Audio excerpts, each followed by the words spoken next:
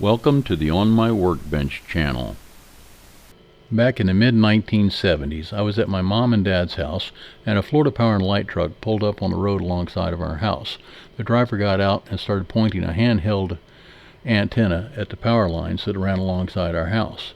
I went out to ask him what he was doing. He told me that our new neighbor was a ham radio operator, and he was complaining about receiving power line interference on his ham radio.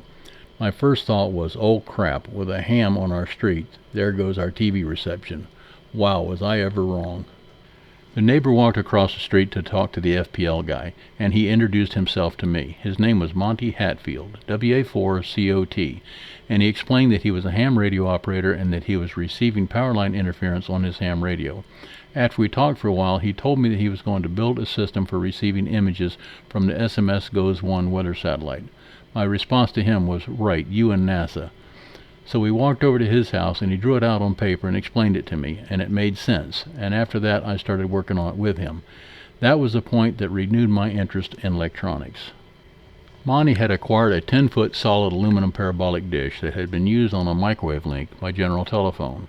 The dish had been removed from the microwave tower and set in a farmer's field for years, and the farmer gave it to Monty to haul it off.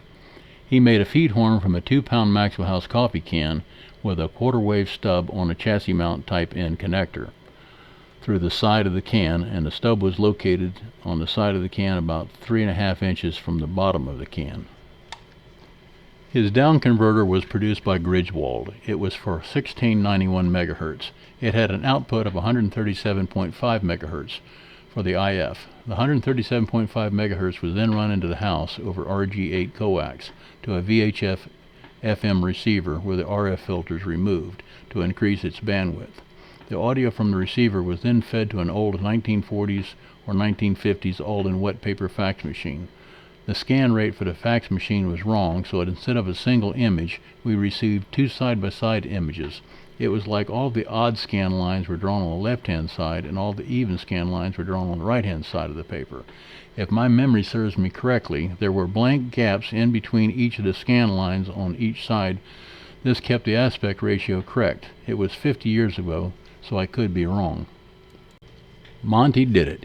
He built his satellite station to receive images from the SMS Goes 1 weather satellite, and as it turned out, Monty was, to my knowledge, the second person in the world to build a privately owned weather satellite ground station for SMS Goes 1. I believe that it was Dr. Ralph Taggart, WB8DQT, that was the first person in the world to build a privately owned weather satellite ground station for Goes 1 weather satellites. Now we fast forward to 2024. For many years I'd been eyeballing a 1-meter offset feed dish that was on the roof of an out-of-business restaurant. It had been aped or abandoned in place. A couple of years ago I was driving by the restaurant and the owner of the building was on the roof working, so I stopped and asked him if I could buy the dish. He sold it to me for $50. I took it down, put it in my van, and got out of there before he could change his mind. I had wanted that dish for years, and now I had it, and I knew just what I was going to use it for. I was going to use it for Goes weather satellites. So now I am building another ground station to receive Goes weather satellites, 16, 17, 18, and 19. Only this time I will be using more modern equipment, such as the Newelec Sawbird Plus LNA and the Newelec software-defined radio. They take a lot of the frustration out of building the system. A word of advice is to get the SDR with the bias T function, so you can power the LNA through the coax that runs from the LNA to the SDR. In my case, the SDR is located in my workshop. This saves you from having to run 5 volts over a second cable from an external power supply to the dish to power the LNA. This came back to bite me in the ass. Links will be in the description. The first thing that I had to do was find a location where the dish could see all 4 of the Goes satellites. Note the dish will not see all 4 satellites at the same time. I would have to re-aim the dish for each satellite. I got lucky and found a location that was in front of my workshop, less than 20 feet from where in the shop I wanted to locate the SDR and the Raspberry Pi that it will be running on. Next I had to come up with a feed horn, so I started looking at using Cantennas as a feed horn. After all, Monty had used a 2-pound Maxwell House coffee can for his feed horn, and I had built a 2.4 gigahertz feed horn for a video data downlink that I used to receive video and APRS data from my UAVs. I was having a difficult time finding a can with the correct dimensions until my friend Robert, that I have known for 50 years, told me that he found a 5-foot length of aluminum pipe with an OD of 127 millimeters and an ID of 116 millimeters. This was just about perfect size. Robert cut 2 pieces of pipe, one that was 12 inches long and one that was 6 inches long. Robert lives in California, so he mailed them to me. After I received the pipes from Robert, I used my metal cutting bandsaw to shave about 1/8 of an inch off both of the pipes to true them up. Then I took them to a local machine shop and had the machine shop cut 2 discs out of 3/16 aluminum plate and weld one to each of the 2 pipes. When I got them back, they looked good. I didn't know if they would work, but they sure looked good. Next, I needed to make 2 quarter-wave stubs to go through the sides of the 2 pipes. From this point forward, I will refer to the pipes as waveguides, as the true antennas are the quarter-wave stubs in the waveguides. I used 2 Type-N female bulkhead connectors for the quarter-wave stubs. A link to the Cantenna calculator will be in the description. To mount the end connectors in the waveguide, I needed to drill an 1/8-inch hole 98.5 millimeters from the back wall of the waveguide.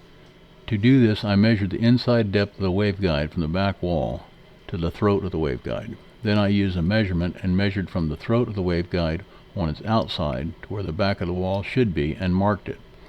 Then from there I measured 98.5 millimeters back toward the throat of the waveguide and marked it. I used an automatic punch to put a divot in the waveguide to drill the 1/8-inch hole.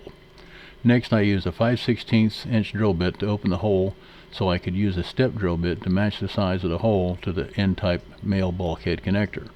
Once I had the big hole in N-type connector, I drilled and tapped 4 mounting holes for the N connector for 440 bolts. The Cantenna calculator says the quarter-wave stubs should be 44.2 millimeters long before you tune them. To make the stubs, I used 2 pieces of brass tubing. One was 1/8 diameter and the other was 3/16 diameter. Both were cut to the same length of 40.2 millimeters.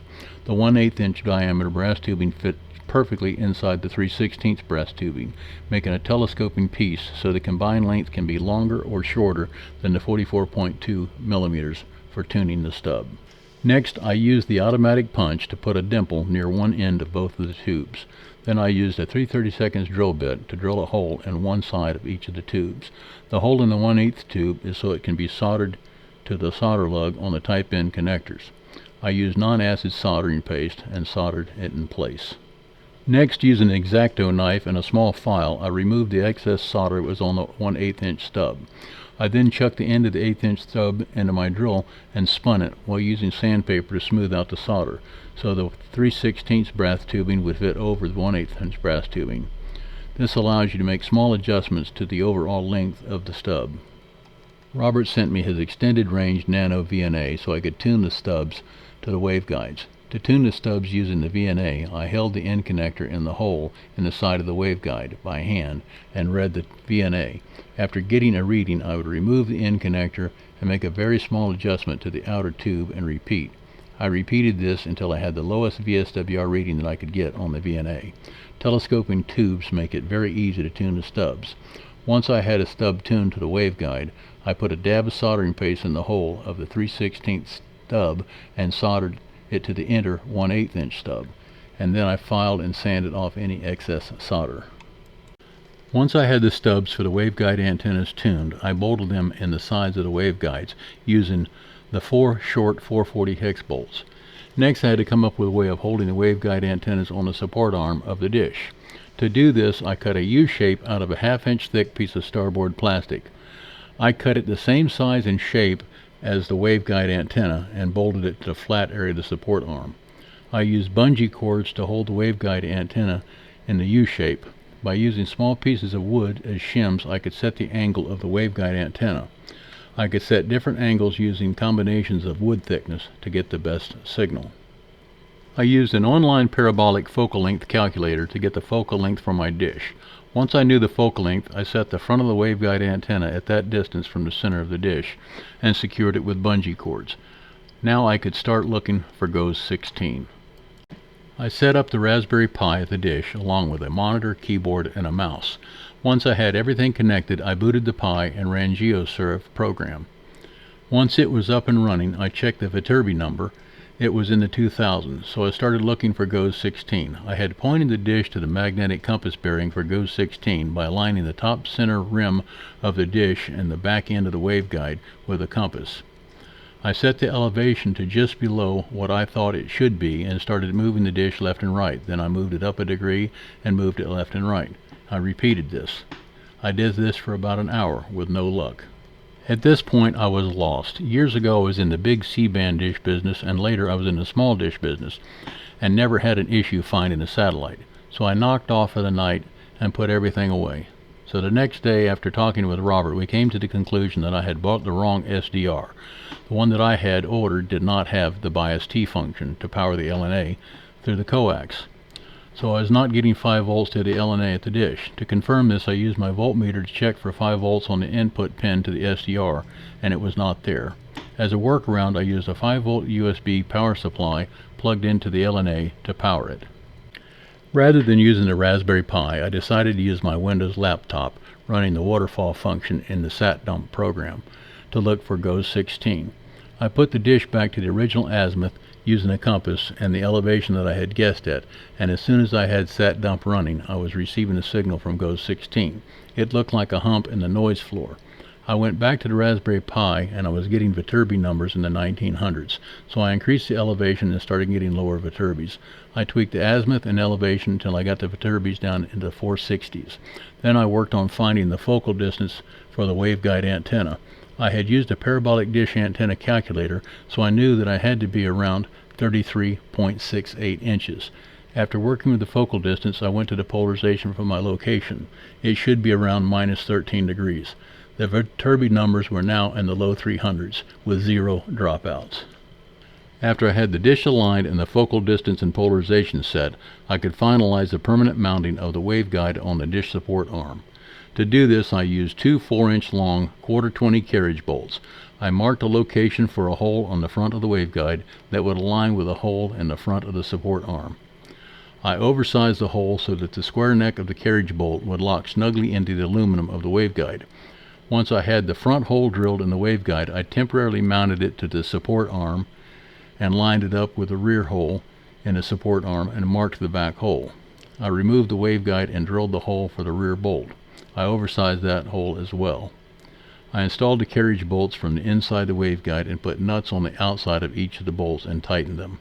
I added 2 more jam nuts to be used to lock the heights of the front and rear bolts when they are mounted through the support arm.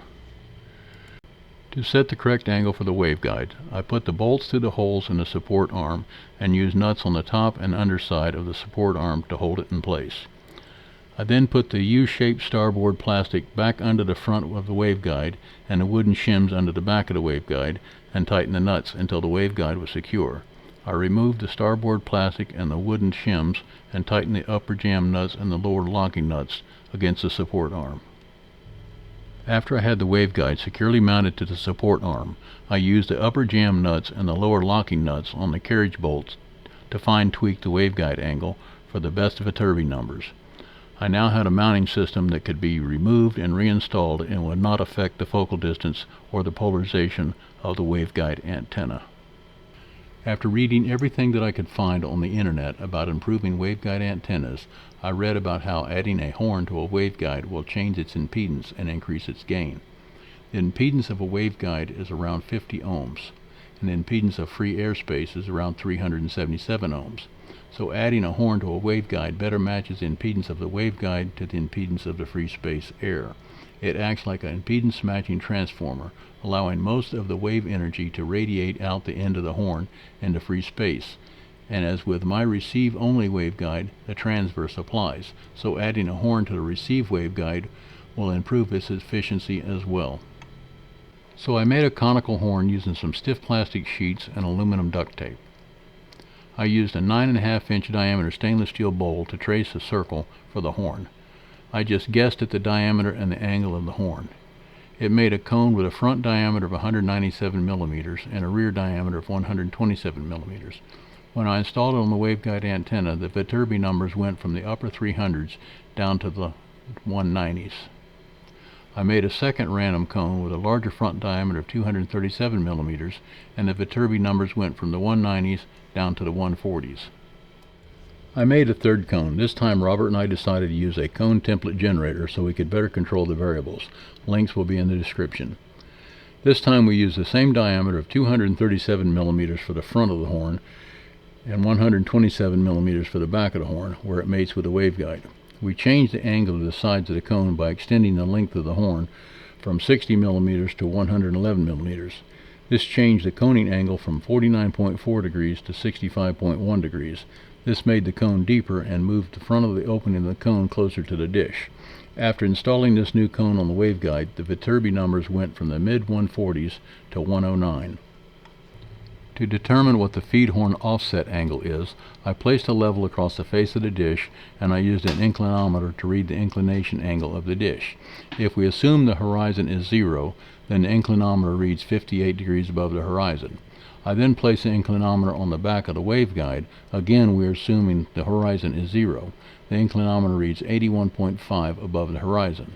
If the 58 degree dish angle is subtracted from the 81.5 waveguide angle, we get a difference of 23.5. So that puts my feed offset angle in relation to the surface of the dish at 23.5. If we double the 23.5 offset angle, it equals 47 degrees. The look angle for GOES 16 at my latitude and longitude is 47 degrees above the horizon. Why did I double the 23.5 degree offset angle? With an offset feed, if the feed horn is located at the bottom front of the dish, then the RF energy from the satellite has to arrive at the top front of the dish. This drawing shows that when the RF energy strikes a smooth RF reflective surface, the angle of reflection of the RF energy is always equal to that of the angle of incidence of the RF energy. In this drawing, we can see that we have an incidence angle of 45 degrees and a reflection angle that is also 45 degrees.